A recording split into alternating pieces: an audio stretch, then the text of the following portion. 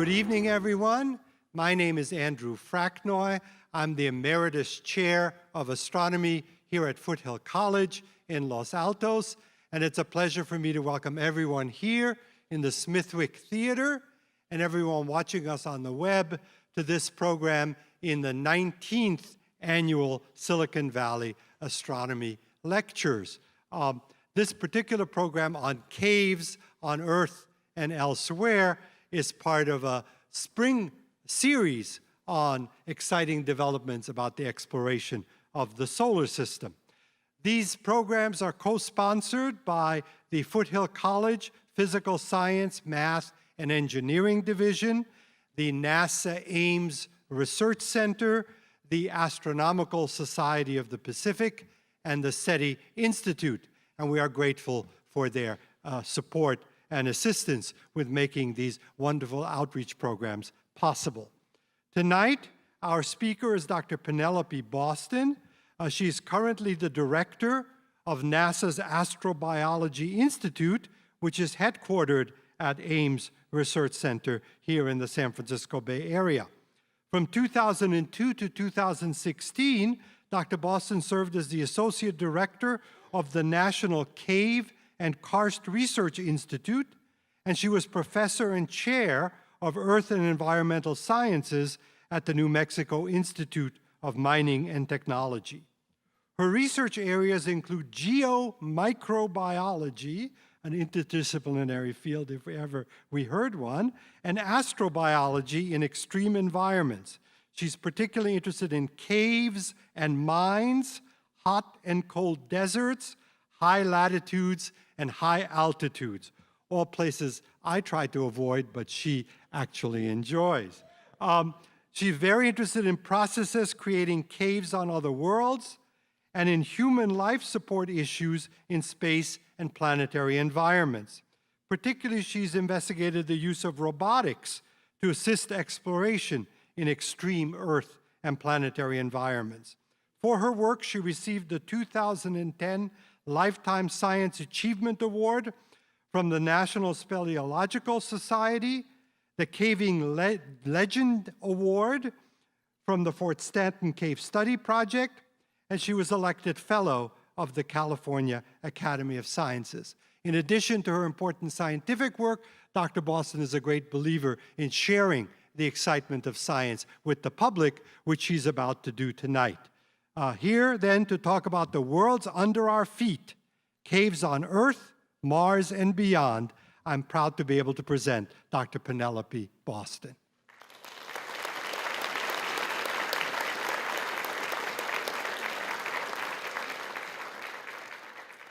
That's great, thank you. Well, I'm delighted to have this opportunity to speak to you tonight in spite of the rain. The rain outside is one of the great gifts that we have here on Earth.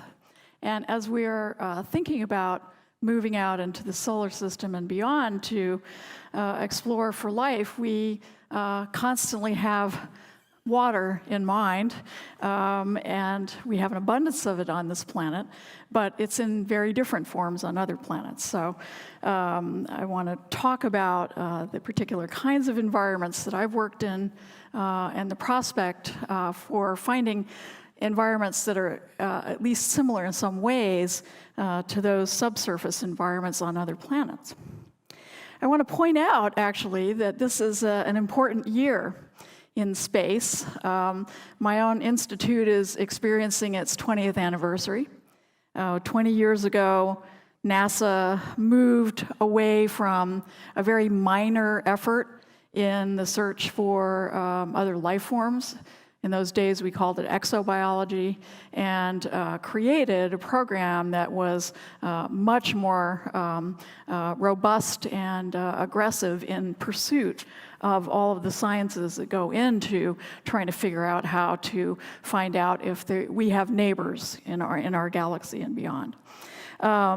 This coming summer, of course, is the 50th anniversary of the Apollo 11 moon landing, which was a stunning achievement of technology and building on those kinds of technologies, of course, are what we are continuing to do within NASA. A new push to go back to the moon and to stay for real this time, bringing us out of our infancy in that regard, and then, of course, pushing on with eventual human exploration of Mars. NASA itself is having its 60th anniversary. It just passed a few months ago, and NASA and I are about the same age.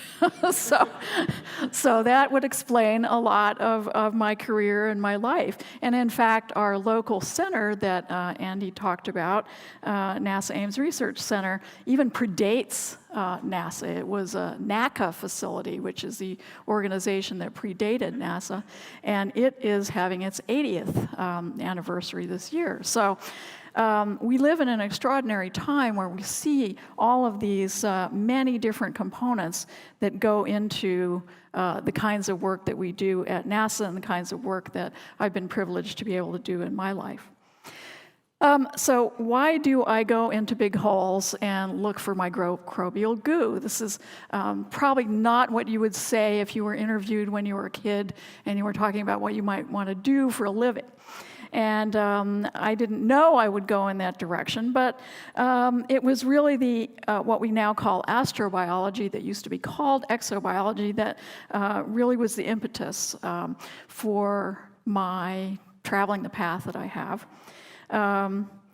I wanted to be every kind of scientist when I was a little kid. I wanted to be an oceanographer, and I wanted to be a physicist, and I wanted to be an astronomer, and I wanted to be a biologist, and I wanted to be a veterinarian, and I wanted to be all sorts of things. And you just couldn't do that, except in astrobiology you can. So that was incredibly compelling.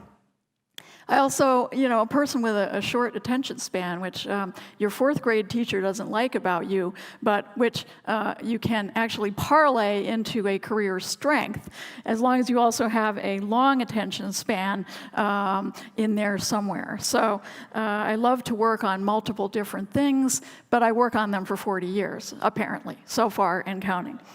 And then because, I'm the age I am, I'm the generation of children growing up in the 60s at the dawn of our space age, really, where we were in a Cold War situation, and our country poured a lot of money into education in what we now call STEM fields.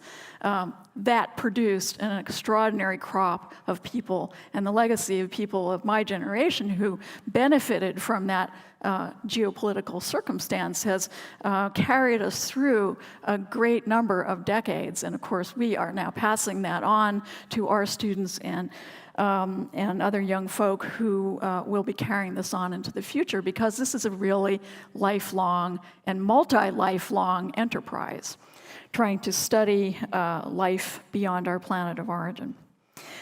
So we call it astrobiology now, and the official NASA take on this are these three fundamental questions. Now, there are many other questions that we have for astrobiology, but these are the three biggies.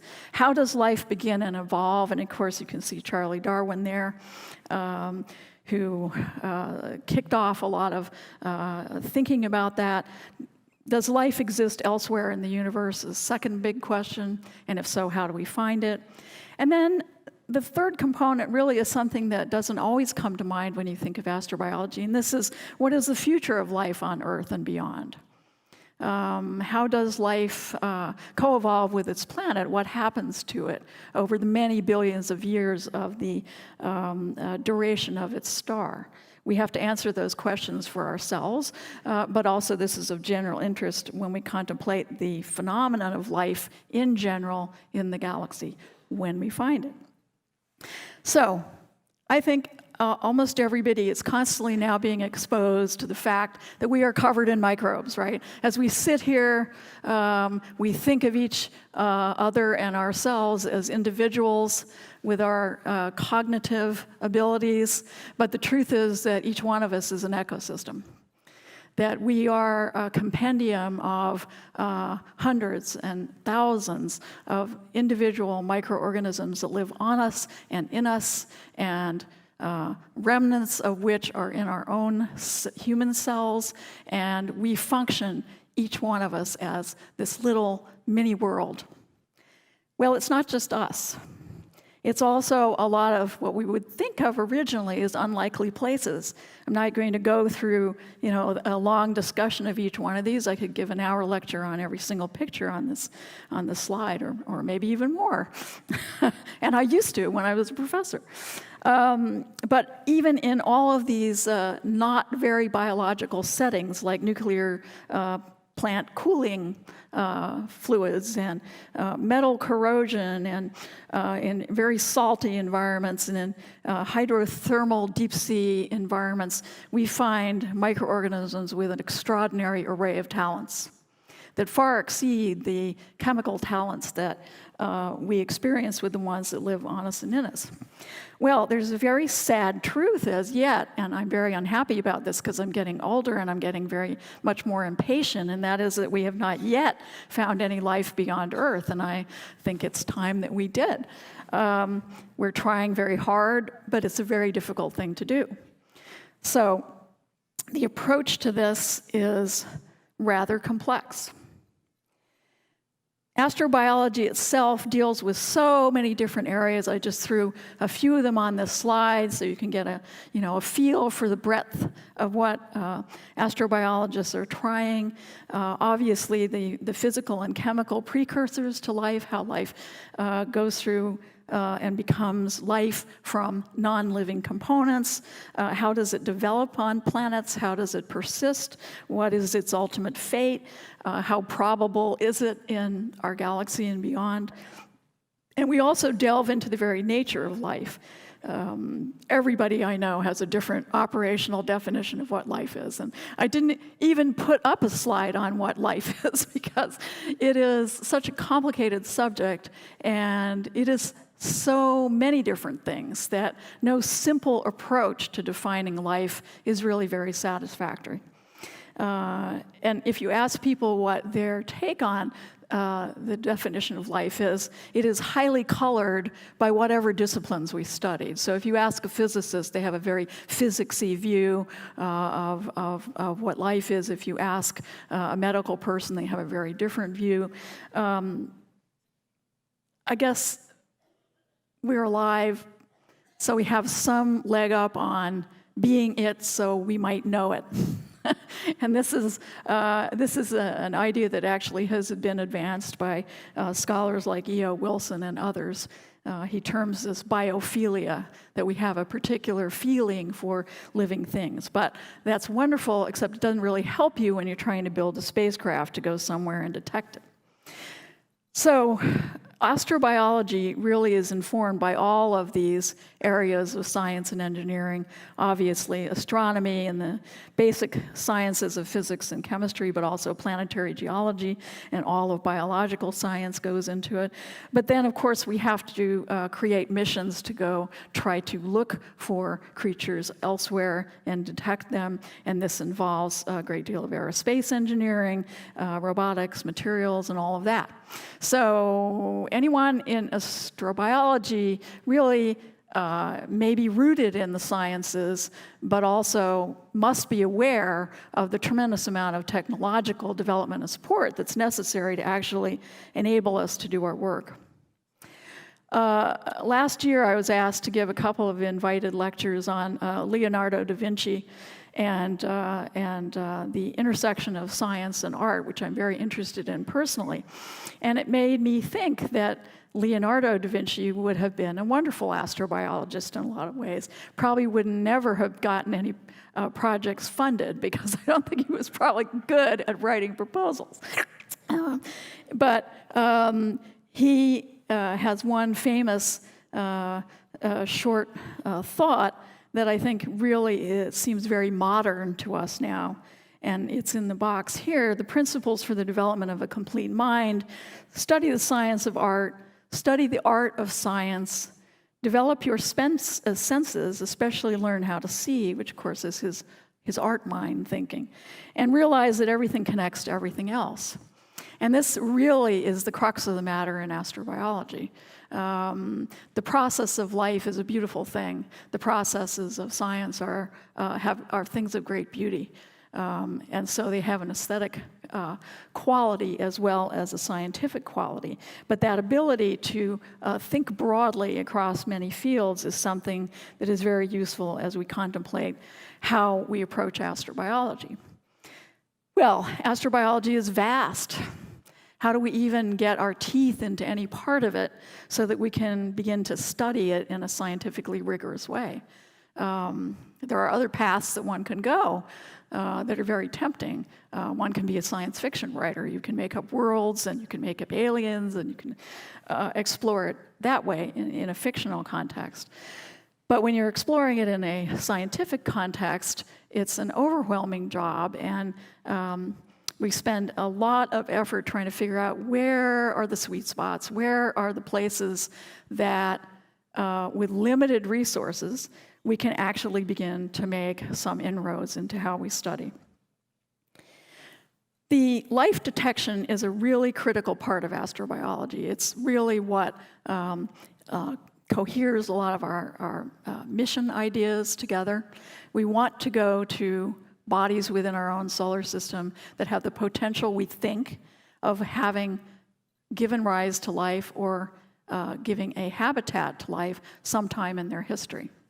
We used to think it was only Mars, but now we are exploring intellectually the idea that there are a lot of moons around gas giants that are wonderful targets because of the interior liquid that they contain and the icy crusts that contain those liquids.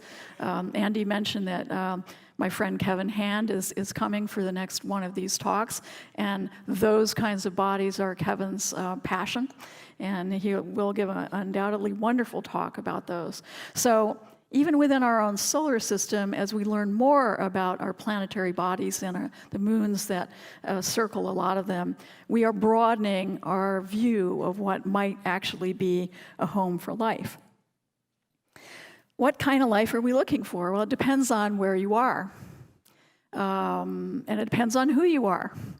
So if you are someone interested in living organisms, we are looking for indications of living systems, and we can do that in our own solar system, in places like Mars and Enceladus and Europa and so forth. But we can also apply that search for evidence of living beings, of their biospheres, on exoplanets. It's one of the great gifts of my life to be living at a time where we know that there are other planets around other stars. That was all speculation when I was a kid. It was a matter of faith, really, and whether you believed that or not. And now, of course, we have this amazing body of evidence and growing body of evidence for that. But if you are looking for traces of extinct life, that's probably not something that we're going to be able to easily detect for the foreseeable future around exoplanets. And so any examples of that are going to be restricted to our own solar system. So looking for extinct life, if you're a paleontologist and you work with big animals, that's a boon because you have big identifiable structures like this gigantic dinosaur bone that you see in this picture. The kinds of things that I look at and people like me look at are much less obvious. So in the other image that you see there is an orange deposit. This is orange material made out of iron oxides that is the byproduct of energy gathering capabilities of certain bizarre rock-inhabiting microbes. When you look at that, it's just a mineral deposit. And so it takes a lot of investigation, subtlety, hypothesis making, and testing to try to figure out if that really is the result of life. In places like Mars, we are not really expecting to find big giant dinosaur bones. I wouldn't be sad, I'd be ecstatic if we ever did, but it's really not on my bucket list. So we are, pushing towards trying to characterize things that are very subtle, that we have to work very hard to even understand in the earthly context. How much more so when we try to translate those ideas to another planet. One of the things that I always incorporated in when I was teaching a graduate level astrobiology course is, would we know if there had been an advanced dinosaur civilization? If you read a lot of science fiction like I do, very often there are settings in those stories where there are civilizations that have disappeared millions or billions or whatever years ago, and yet people go to those planets and they still find evidence of those. I'm saying that's bunk, okay? I'm saying that on a dynamic planet like Earth, even complicated evidences of high civilization, unless they're extremely extraordinary materials, which we've never uncovered on Earth, are not likely to survive. And so the point of that is that we're looking at incredible deep time over the 4.5 billion year history of our own planet. We are also looking at that same distance of time on all of the planets that we want to investigate in our own solar system for traces or still living forms of life. And so we have a time dimension that we have to deal with as well as a spatial dimension. So it boils down to something that is really incredibly challenging. And I think of it as trying to write a field guide to organisms about which you know nothing, and you don't even know they exist. It's sort of like imagining a biologist on our neighboring system of Alpha Centauri, for example, trying to write a field guide to the birds of Earth using spectroscopy, right? So our tools are still quite limited. Our imaginations are lurid, but how do we bring those together to actually produce real scientific inquiry rather than science fiction? This is very challenging. This cartoon is one of my favorites, and I don't know if you can see the time of the copyright of this. It's 1962. So this was quite early on in the space age, and I love this cartoon because it shows that even in those early days, the primary notion of how difficult and different it might be to try to explore for other living things from first principles would be. This was already percolated out into popular culture, right? This was in the New Yorker, so it wasn't in some esoteric science journal. They already nailed the issues, right? We have to figure out how organisms might be put together in a radically different environment from that we experience here, but using the pieces of the puzzle that we tease out from here. So I'm just going to hit the high-level points here. This has caused us in the community to go after what we're calling biosignatures. And these are anything that might be legitimately interpreted as being derived from or caused by some sort of life process. We know that our dynamic environment in the atmosphere of our own planet is produced in large measure by the manipulation of the chemistry of our atmosphere by life. We have an oxygen-dominated atmosphere that is the product of photosynthesis. We have methane that is biologically produced. But when we look at other planets across our galaxy, we may find those gases that may or may not be an example of life. But if they are, then it's going to be life that is alive right now, because the lifetime of those gases in an atmosphere is very short. The lifetime of an ammonia molecule produced by a microorganism in our atmosphere is something like 11 days. So distinguishing biological from abiological settings when you're looking at some of the same data is very challenging, but it is a way that we can pursue understanding whether or not other such planets might have life. Things get more and more subtle as you go down my little list here.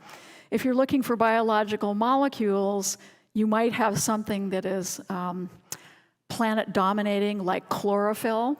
The photosynthetic pigment here on our planet is huge. It has a clear signal from space.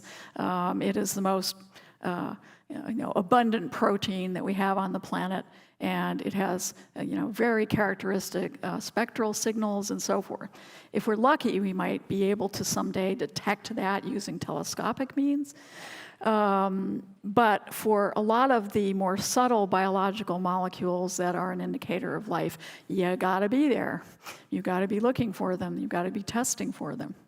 When we look at morphology, this is something that really is restricted to being there in some fashion, because biology produces structure in order for its life processes to be carried out, and that structure can be very particular, like the dinosaur bone, where we already know how vertebrate animals are put together, but it can be as subtle as that orange patch that I showed you.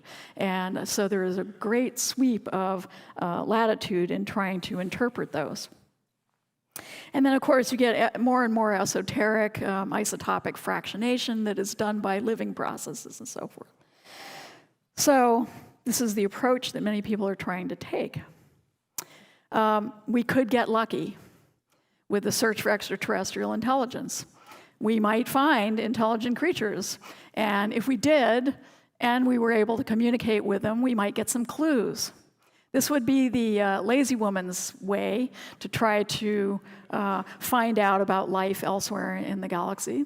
So as a geomicrobiologist, not only would I be thrilled to know that we had another intelligent type of creature in our galaxy, but I'd also want to know how their biosphere was put together and how it ran and who ate who and all of that stuff. We're not holding out for this. We hopefully, in the lifetimes of many of the people in this room, will have such a detection, but we cannot predict that. So when it was all exobiology and I was a little kid, I had a pretty different view of what I was looking for. Like all little kids, I loved fuzzy animals. I still do. I have many of them. And so my view of how we would find other creatures, of course, were these big creatures. But as I got through my schooling and I discovered that the conditions on our other planetary bodies within our solar system were quite harsh compared to what we experience here, it pushed me in the direction of microbiology. And that was because the organisms are so different from we large creatures. And the ones that make my heart beat faster are the weirdest of all. They're guys that eat rock and poop out other minerals. They can endure extremes of temperature and extremes of chemistry. They grow, in some cases, very slowly. I have some experiments in my lab that have been going for 25 years. It's not a good way to get tenure. I have to caution those of you who are young in the audience. It's a luxury to be able to follow things for a very long time. So what are we doing about life detection now? This is germane, and I will eventually get to the caves in a minute.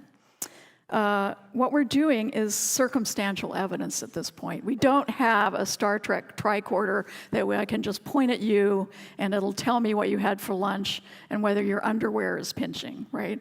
We're hoping for that someday, but at this point we are still approaching things essentially by circumstantial evidence, by proxy. So we are looking for a complexity of chemistry that is similar to the chemistry out of which we know we are made, or perhaps is complex in another way. We don't know. We're still betting which one of those pathways life somewhere else might have taken. And we're looking for potentially complicated structure, both at the microscopic level, perhaps even at the macroscopic level. And we're hoping that we can bring those two different kinds of evidence to bear, perhaps with other ways to detect subtle and important things like what is the thermodynamic state of those molecules and that structure that we see. So we're still very much in the infancy. If we were really going to have life detection, it would be something that would come out and bite our ankle, right? Or we would bite it or something. A lot of the properties that we associate with life as humans are big, complex behaviors. We may not have those on other planets in our own solar system. We may be always looking for microbial scale organisms that may not be motile, they may not move, and they probably won't come out and advertise themselves to us, let alone bite us on the ankle. While we're doing all this, we worry extensively about not screwing stuff up. So every public talk I've ever given, there's always a question, if I don't mention this in the talk, about, how do we know we're not, damaging or potentially damaging the creatures that we're trying to find, and how do we know that we're not potentially contaminating our home planet if we bring those materials back. And it's something that people have worried about since the very beginning. So way back in the 1950s, the first formal assessment of those potential hazards, it was called planetary quarantine at the time. That was the original term. Now we call it planetary protection. In a couple of years, it'll probably be called something else.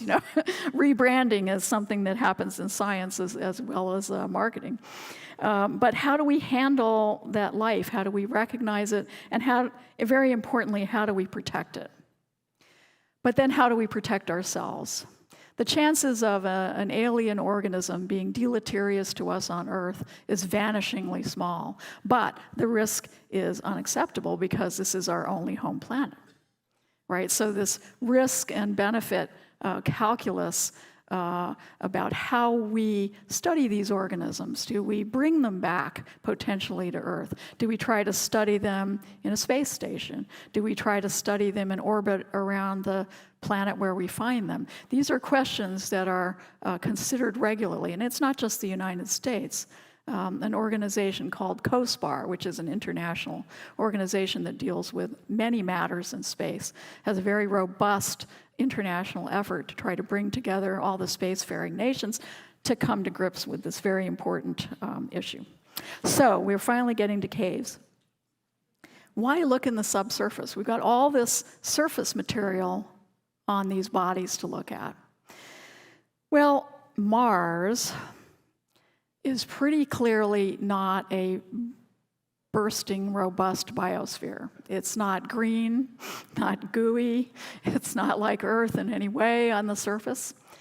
And the first Viking missions in the 1970s that were developed to actually look for life on another planet went out with great hopes. And there were no green giraffes, and everybody was bummed as the dickens. So that set the field back quite a bit. It wasn't until we started to discover that we had all these weird, extreme environment organisms on our planet, which we didn't really know much about until after the Vikings had sailed, so to speak, and landed and had these disappointing results. We're much wiser now. It was a good thing that we sent the Viking missions, I think. You have to explore when you're still naive. You can't wait until you know everything, because if you wait until you know everything, you'll never know everything because you don't explore, right? So we have to go out and be naive and make mistakes. But what is pretty clear is that in our own solar system, we have only one planet that has an obvious surface biosphere, and that's us right here.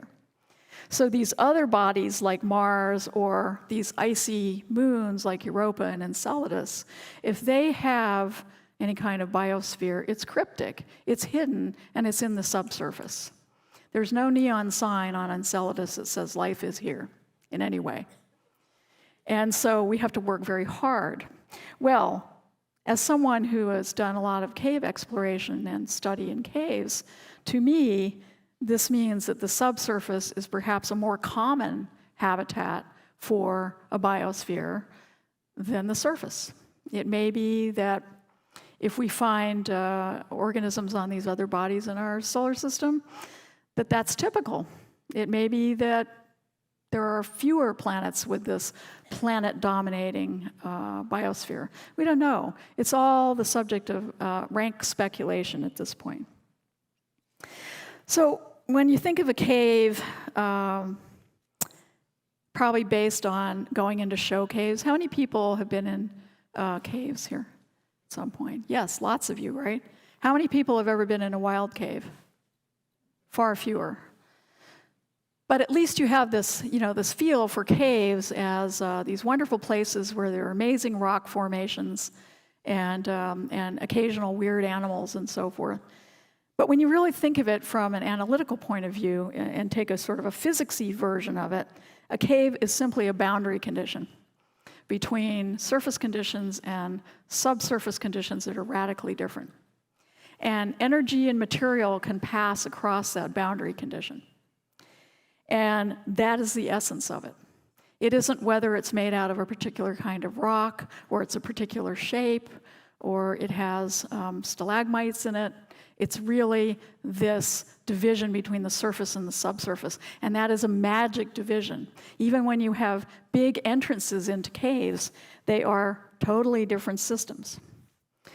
So this is a potpourri of different cave types in terms of different bedrocks. Caves are made in almost every kind of rock by different mechanisms. And I don't have time to go into all the complexities of that. There are caves that are made by tectonic processes, caves that are made by dissolving rock with some kind of fluid, whether it's weak carbonic acid of rainwater coming in from above, or it's highly concentrated sulfuric acid coming from sulfur sources deep within the earth. We have caves made in all those ways. We have caves made in giant thick sequences of rock salt, in ice masses at the poles and in glaciers, just about everything you can think of, even things that aren't normally very dissolvable, like quartzite, right? It's a very refractory, hard, non-soluble rock type, and yet, in the presence of biology, it can be solubilized, and solutional caves that are dissolved away in this refractory rock exist in many places in the world, most notably South America. So you can make caves in all of these different kinds of materials by at least half a dozen or maybe 8 different processes. And so this gives us a palette of potentials that we can apply to other planets. Even though most caves on our planet are water dissolved in limestone. That's because we got a lot of water and we got a lot of limestone. If you're on Mars, there's not that. There's volcanic caves that are produced as a byproduct of volcanism there. So the model that we have of a typical cave on Earth is not a typical cave on another one of these bodies. This volcanic set of processes came to people's attention really very early on in the space age, in the Apollo era, where we were sending people to the moon, and geologists like Jack Schmitt, who's on the final Apollo mission, they understood that what they were looking at were the remnants of processes that we see happening in Hawaii and Iceland and all of these volcanic settings that we have here on Earth that are making these caves that are lava tubes. Back in the early 2000s, I started writing about caves on other planets, and it was not well received, I have to say. There was a lot of skepticism because we didn't have the evidence at the time.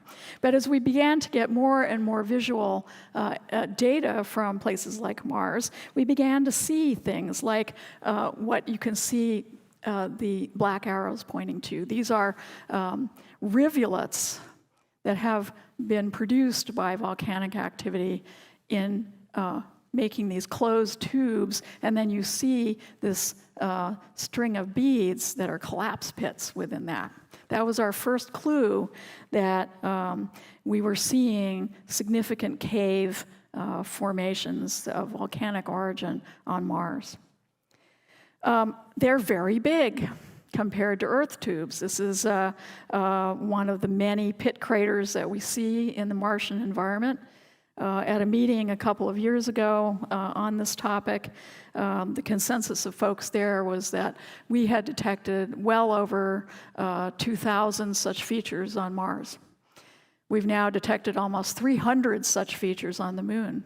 That was suggested first in 1969 that there would be such features, and they weren't actually confirmed with evidence until 2009. So patience is a virtue in this business. So if we look around the solar system, this is just a composite of a few examples on a number of different bodies. Obviously the moon that I've mentioned, and Mars. The one in the center bottom I love because it looks like a big antlion nest, and I'm expecting a dune worm to come out of that and grab somebody, but maybe not. And on the very volcanically active moon Io of the planet Jupiter, we know from reprocessing of old Venus data that there are lava tube structures there, even pit craters in the bottoms of big craters on Mercury, of all places. So the way of making holes in into the subsurface of a planet are legion, and this doesn't even look at the icy moons, which I want to turn to now. These are often called by people as ocean worlds, but as a caver, to me, they are liquid-filled caves that are made out of ice bedrock, okay? They are roofed systems, they are not oceans in communication with an atmosphere, and so they are enclosed systems, and I expect them to behave as systems, as caves do, rather than as an open ocean does. The big holy grail, and I tried to illustrate this in this simple little diagram, of course, is the liquid water interior. This is where we're very interested in going to look for life. But that is a very difficult technological feat that we are not quite up to. But if we look at icy terrains on Earth, we find that there are many other potential habitats. And I illustrate a few of them here, like these pressure melt lenses that are called lakes. Subterranean sub-ice lakes in Antarctica. Lake Vostok is the most famous one. Here again, I don't think of them as lakes, I think of them as fluid-filled caves in water ice bedrock. There are fracture cavities that we see in places like Mount Rainier. I'll show you a picture of some of those.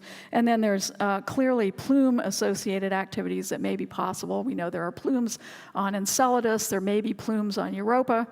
And on Earth, in Antarctica, these are associated with cave structures. Well, here's one now. This is in Antarctica. And you can see that these ice towers are associated with the emission of vapor. That vapor is hydrothermal, or geothermal rather, activity from the nearby active volcano Mount Erebus. So the geological setting is a volcanic one.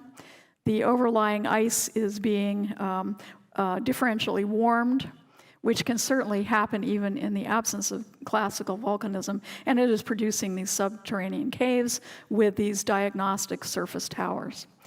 So people are studying these kinds of environments to try to inform themselves about what we might find. So here on Earth, the caves and the mines really give us a window into the subsurface that is tremendously different. And this is one of my very favorite examples. This is a work of John and Susie Pint, colleagues of mine. Susie is Mexican. They live in Mexico, but they spend a great deal of their time in the Middle East, particularly in Saudi and Oman. And you can see the great Rub al-Khali there, the empty quarter. This is 20 million year old sand desert. But within this terrain, there are many caves. You can see in the center picture, you can see a big hole. You can see a little tiny person on the right. I guess I could point at this with the green thing. Here's a little tiny person on the right. It's rigged off, and here is a little tiny person rappelling, so that is a very big entrance. Here is my friend Susie looking down a very tiny entrance, but in either case, you get in there and you find a totally different world. These are diveable pools with a whole biota and chemistry that is entirely different from each other and entirely different from the surface environment. And this is not a closed system. You can see the holes, right? But just going across that boundary condition is like going to another planet.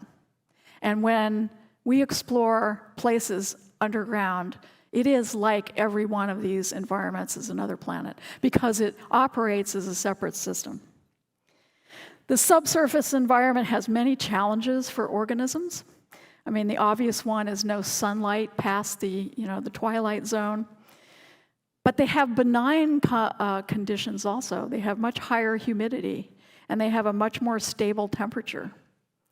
And so organisms can benefit, but they pay the price because there's not much to eat. So it acts as a refugium in some ways, but you also have to figure out a clever way to make your living.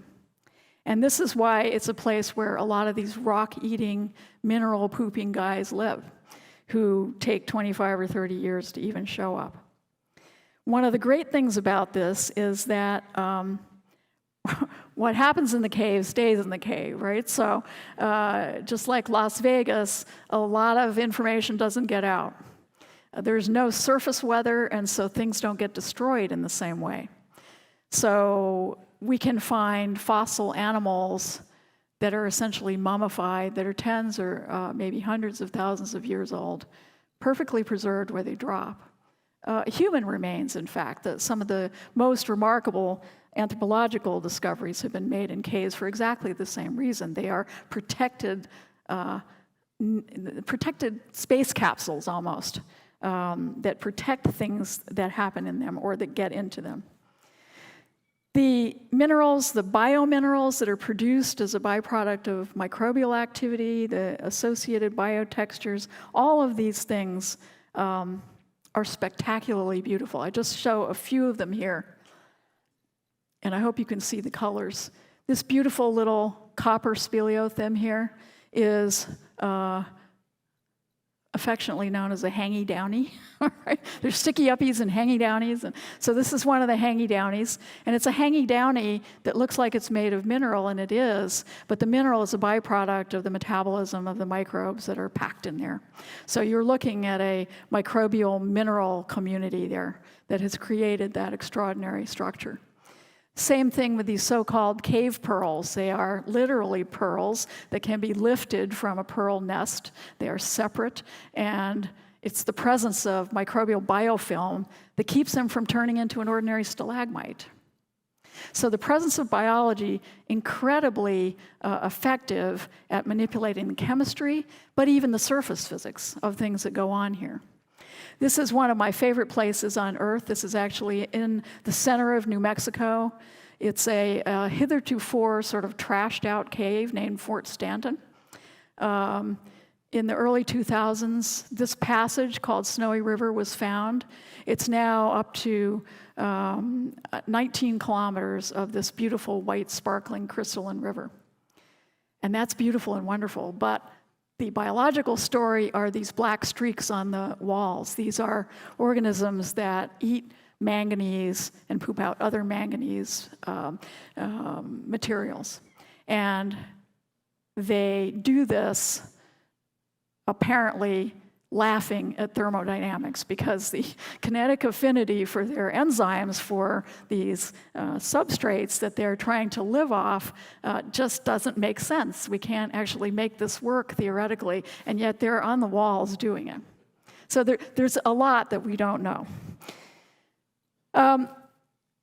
The biosignatures that I mentioned before, that list that I showed you of gases and molecules and stuff, any one of those individually, unless it's a living organism that's biting you or a big dinosaur bone or something, you really need more than one line of evidence. You have to bring together a whole pile of different lines of evidence.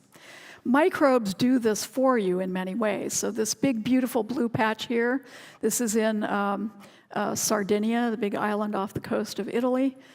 This is all the product of microbial activity. So even though the individual microbes are microscopic. In the aggregate, they produce big signatures, preferably, in my opinion, the more colorful, the better. So I love these beautiful pink crystals. This is where microbes in a lava tube have totally eaten out the iron mineral that was there. And so what you're seeing is the shapes of the crystals that used to be there entirely replaced by the organisms that have eaten them. So these kinds of signals are the things that get us very excited. When we look at the microscopic view with these electron micrographs, you can see all these amazing shapes. We call these tulips, we call these mush, puffballs, we call these beads on a string. The number of different kinds of shapes of microbes in the subsurface is enormous. So the joke on the surface organisms that microbiologists have studied for a long time is there are basically three kinds. There's spheres, there's rods, and there's spirals. And that's true on the surface, but it is not true in the subsurface.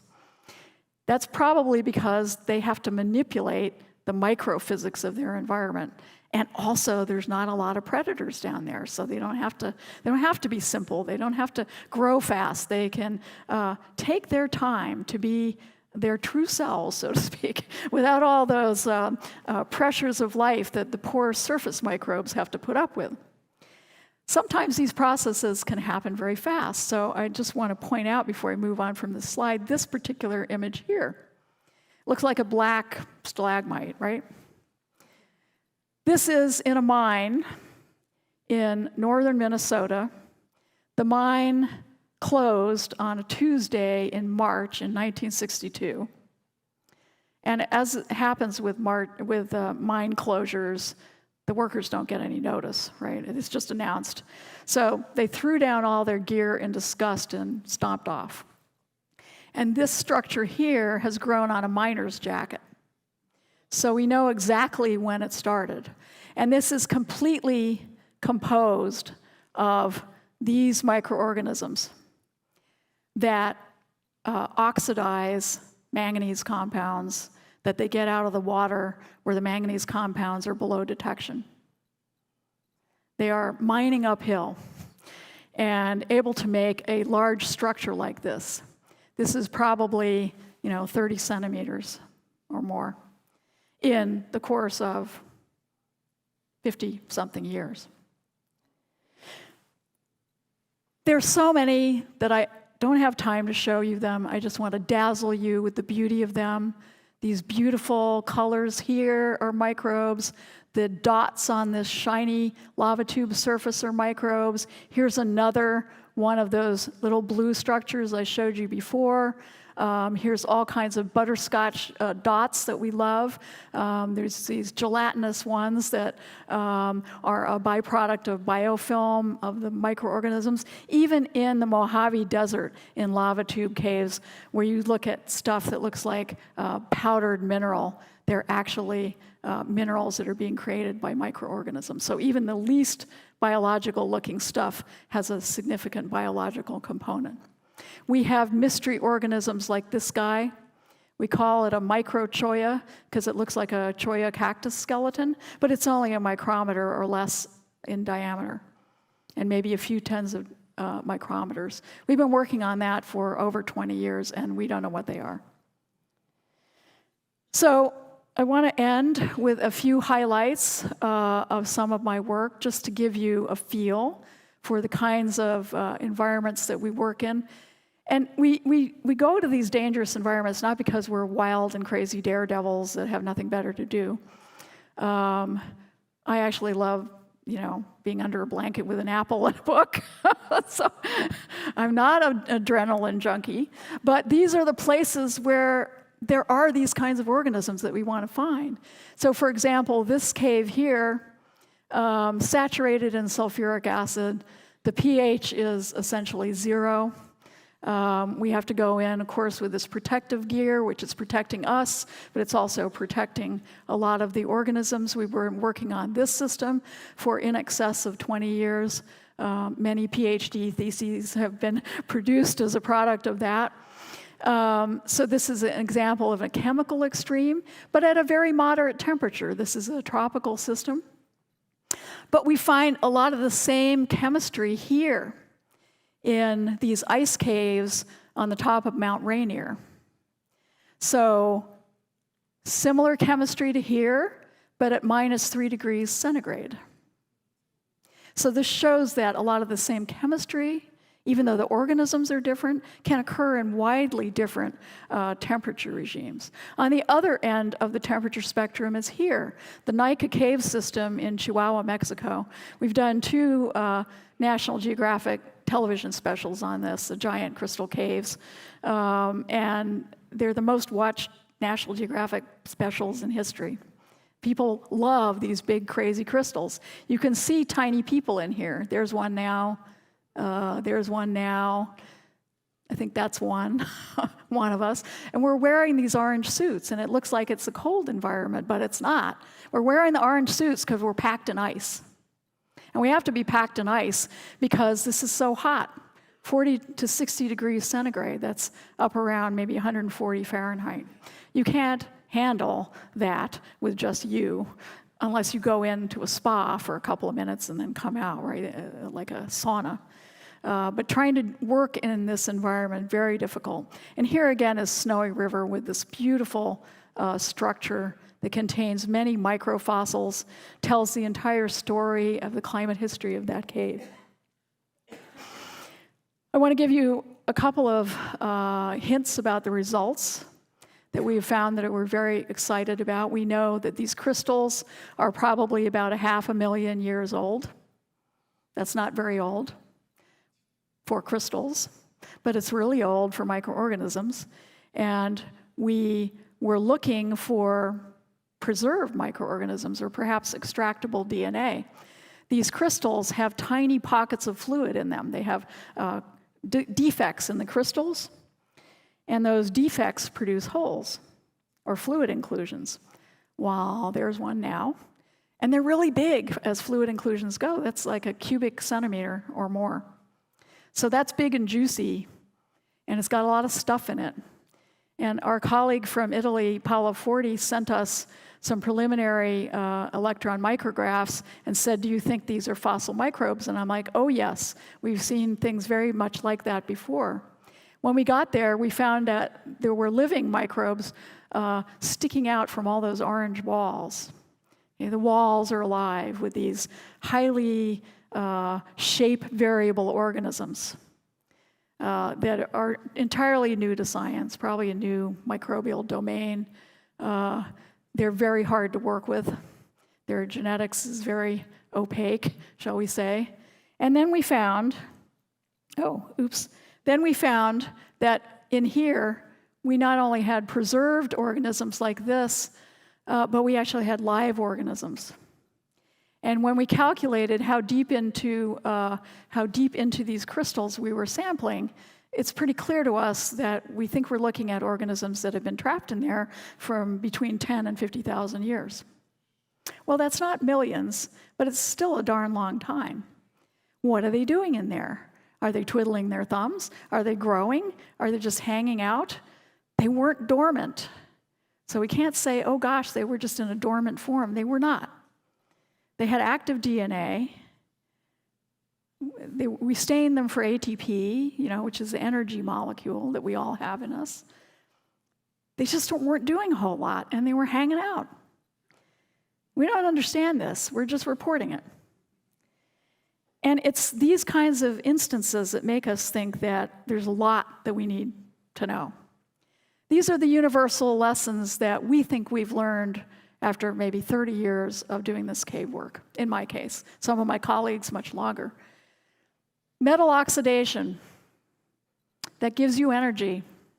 And when you do that, you produce a biosignature that is quite distinctive.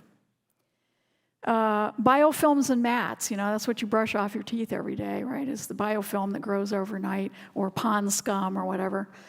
A lot of the biomats in these environments are minerals, but with a whole lot of microbes in them, and the microbes have caused those minerals.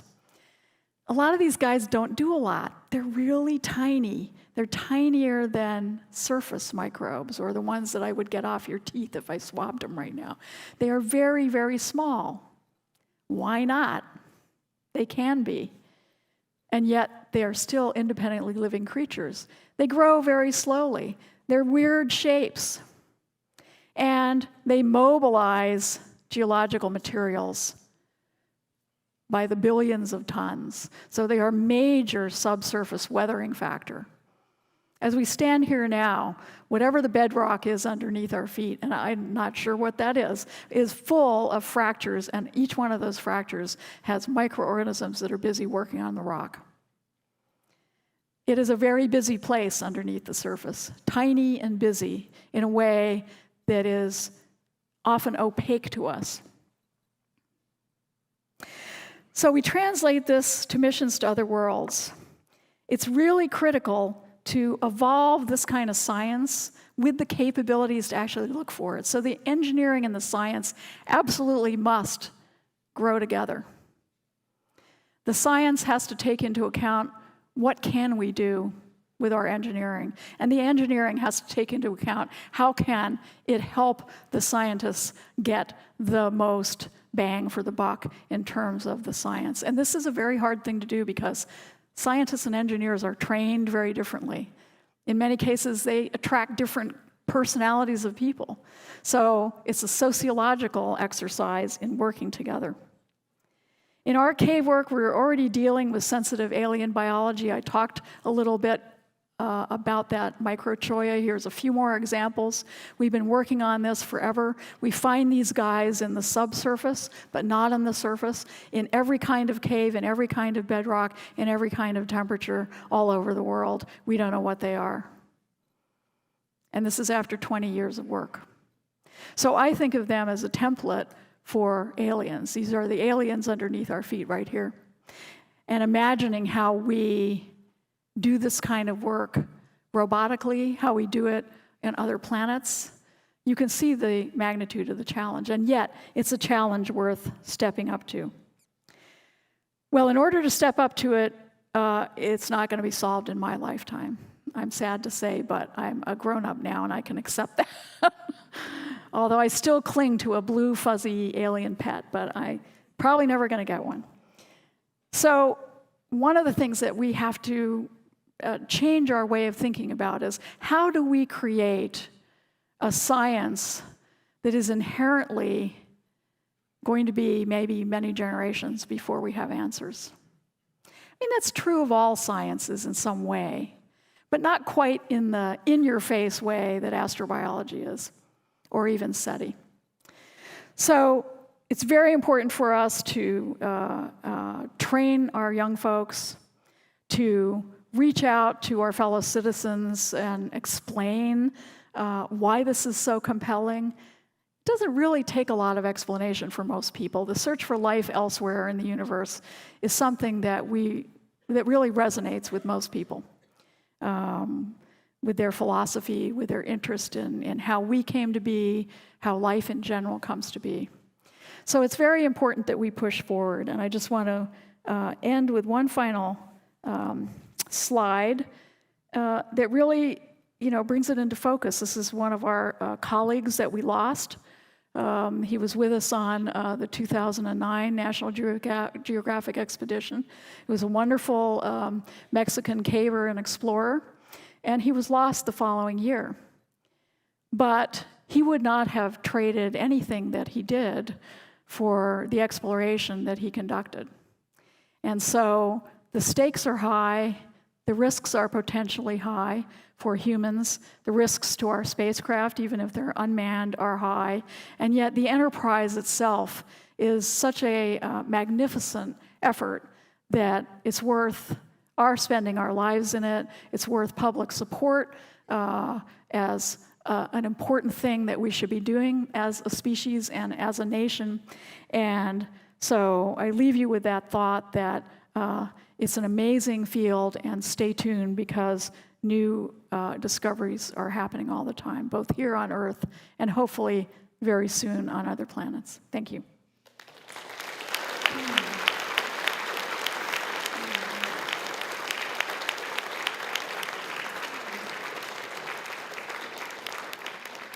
There are some speculations that on different planets life may not be carbon-based but silicon-based, or maybe amino acids would be different from the ones on the Earth. So I would like to hear your opinion about that, and also slightly different twist to this question. If caves on the Earth are like a different planet, maybe we can find those in the caves on the Earth? Mm-hmm. So the issue of different chemistries that you might be able to make life out of is something that's really an active area of research. It's not easy to do because we're informed by what we're made out of, right? So we kind of get that. And the issue is, how do we tease out universal properties of life that aren't necessarily tied to a particular chemistry? That's very hard for us to do. There are a number of suggestions. There is a paper that just appeared last week looking at a new set of synthetic alternative DNAs, different bases from what our DNA is made out of. There are potentially different ways of making protein-like structures out of carbon. Of course, the sort of classic science fiction-y way of doing it is to invoke something radically different, like silicon as the basic elemental building block. There's a potential for that. There are many problems with it. The silanes, which is the chemical group that are usually pointed to, are quite analogous to carbon compounds, with some really significant differences, and that is that most of them don't have a gas phase.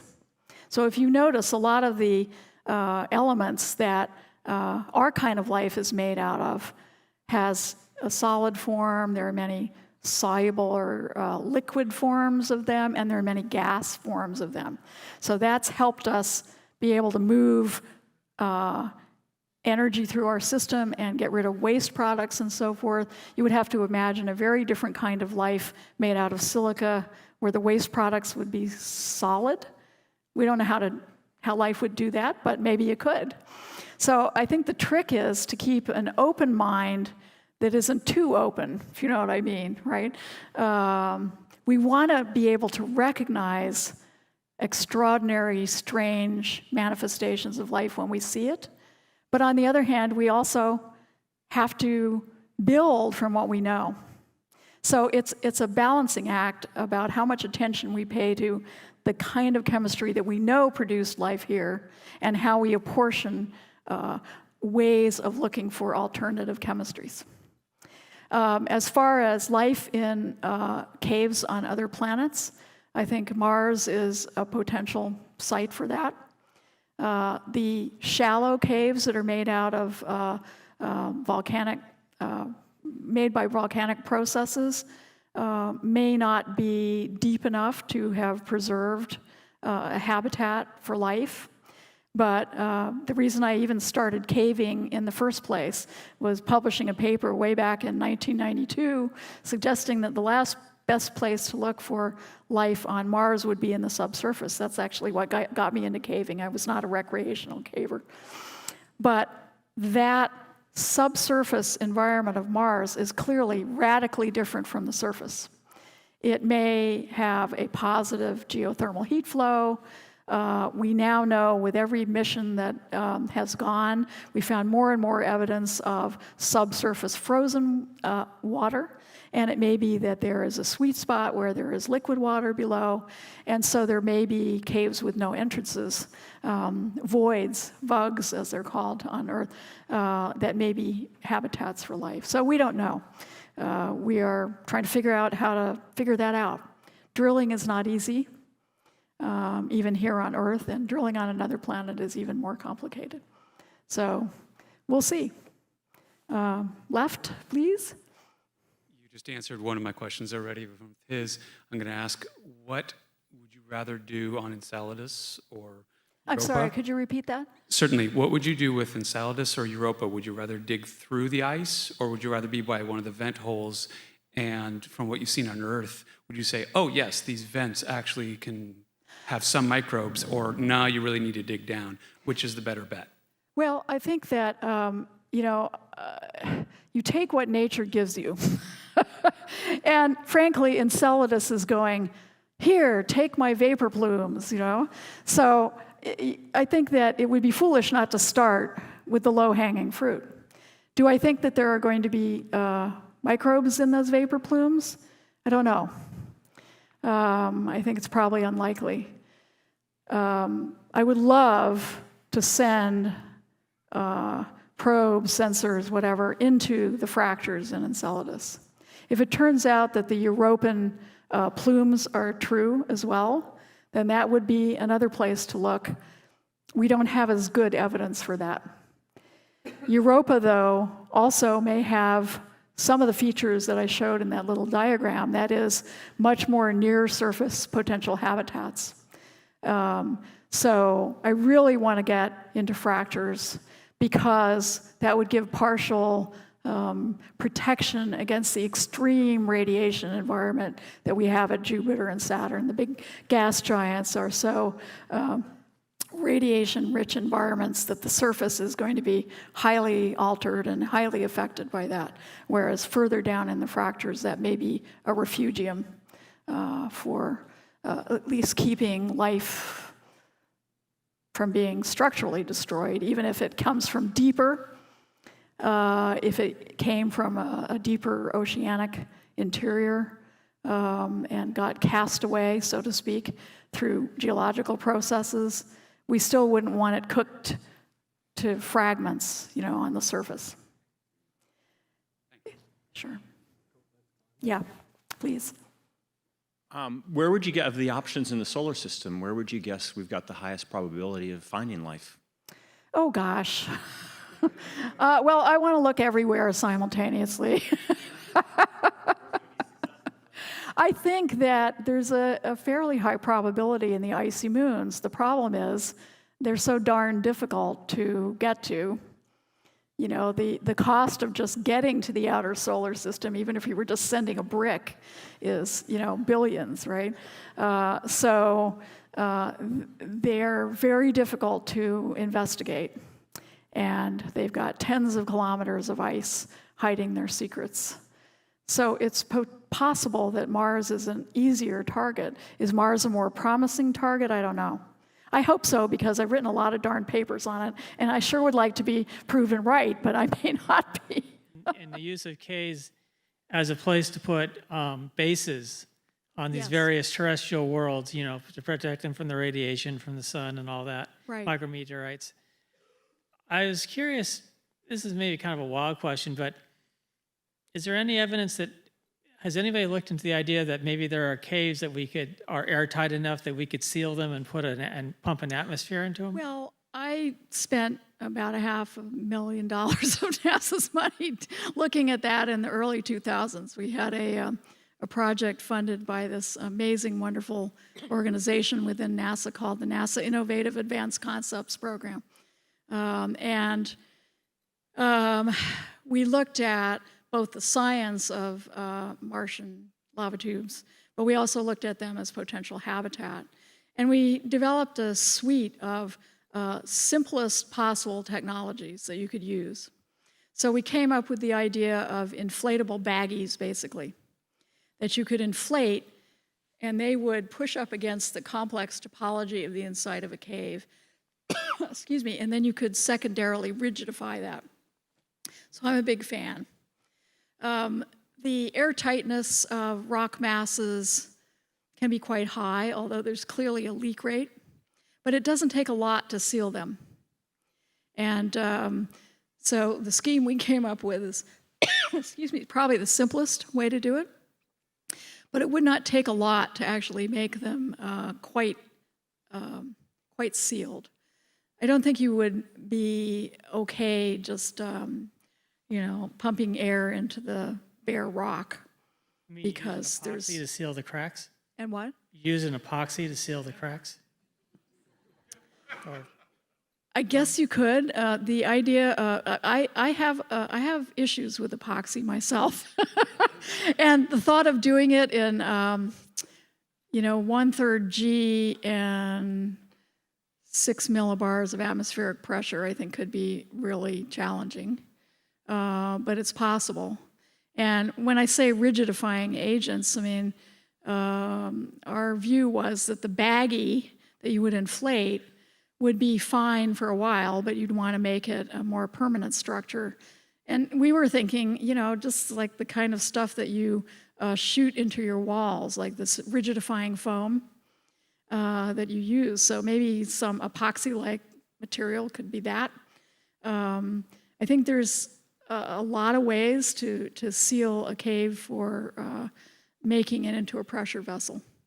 So, yay team. And for the moon, too. So we're going back to the moon. Please. So I was struck by how you described the organisms in caves that have a little competition, and therefore they're able to patiently go about their very long lives.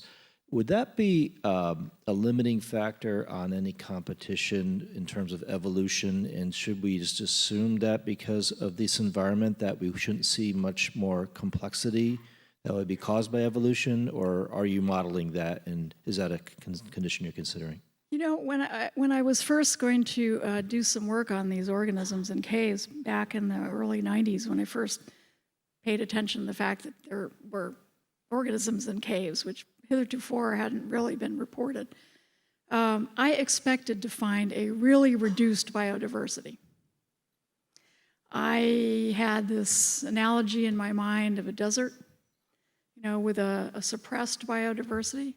And it turned out that it was absolutely the reverse, that the biodiversity in the subsurface is wildly, flamboyantly excessive. And upon, you know, many years of reflection about why that would be, I think it's because on the surface, you have so many transport mechanisms that facilitate gene flow. In the subsurface, you are partitioned by geological layers and structures, and things don't get around.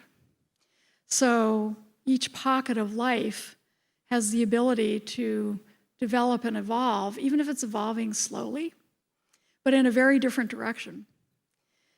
But there's more to it than that we don't understand, and that is, in a given cave, I might take a sample for genetic analysis here, and a few centimeters away, I'll take another one, and maybe there's only 20% overlap. And that story is repeated all over the cave, and maybe the cave is 100 miles long. So the diversity is not just between caves, it's within a cave. And exactly what is driving that tremendous biodiversity is still a mystery to us. We're still hypothesizing how you can have that. It was so counterintuitive to us that at first we thought we were making errors. But now we have 25 years of doing this with, you know, ever more sophisticated ways of genomics and proteomics and all of this stuff. That variability is actually there. It's an evolutionary surprise, I think. Yeah, sure. Two more, so over here. Hello. So thinking of possible extreme conditions or cases for finding strange life forms, I wonder about your opinion on two possibilities. One is really deep underground. Like I read recently that in the 70s, the Soviet Union dug a deep hole in the Kola Peninsula that went to 7.5 miles. And they found some kind of microorganisms down to like 6 kilometers, if I'm not wrong. Yeah. So I wonder if you think it would be interesting to dig deeper or in other places, and what kind of things we could find. And the other thing was, I'm sure you're familiar with this novel by Michael Crichton, I believe. With what? And a novel by Michael Crichton, the writer. Oh, yes. The Andromeda Strain. Right. In which, as you know, he postulates the possibility of a life form based on crystalline structures. Right. Yes. Could be. We just don't know. And it depends on what you mean by life. I mean, for me, I have a pretty physicsy view of it. It has to temporarily cheat thermodynamics and create much lower entropy inside. It does that at the expense of gaining energy, and it has boundary conditions.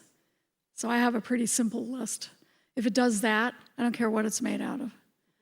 Other people are more fussy than I am. The organisms that are the deepest that we know of in the South African gold mines so far, and they're extending them even deeper. So that's in excess of 4.5 kilometers. The problem that you run into is that on a planet with a 1G gravitational field like we have, at some point, the lithostatic pressure of the rock itself compresses the rock at great depth to the point where there's no living space. You can't support caves, down at 10 miles, right, in a 1G field. Now, if you had a much smaller planet, you could probably have voids down much further because you would have a lower gravitational constant. So it really depends on the particularities of the planet itself. We certainly know that we've got organisms down to this 4.8 kilometer level now. I suspect they go a little bit further, but I think much beyond that, we start running out of just physical space. Yeah.